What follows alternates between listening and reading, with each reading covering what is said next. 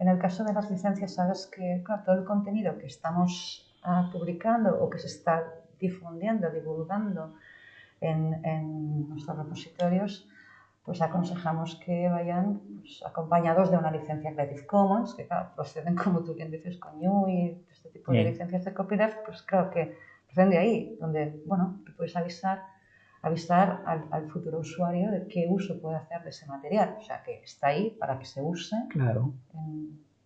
Bueno, siendo un problema real que no se puede obviar, que te preocupará más o menos, pero que a mucha gente le preocupa, pues naturalmente se da una respuesta profesional, ¿no? Y ahí está, aquellas personas que les preocupe lo que pueda ocurrir con sus materiales, pues que sepa que todavía hay toda esa gama de licencias que están ahí para ayudarle en esa problemática. Yo no te puedo contar mucho de eso porque, como te digo, yo pongo a mí y no me preocupa mucho más. También es verdad que no me preocupa mi futuro laboral, ¿no?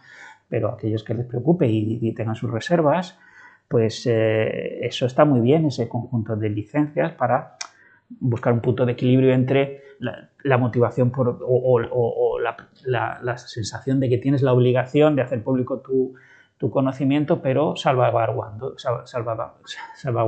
tus derechos, ¿no? Vale, perfecto.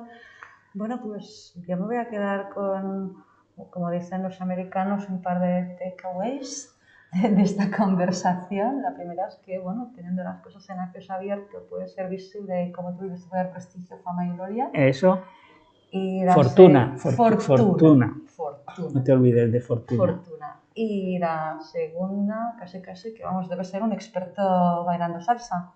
Sí, cuando quieras, ¿quieres que Muy bien, gracias, Miguel. Vale.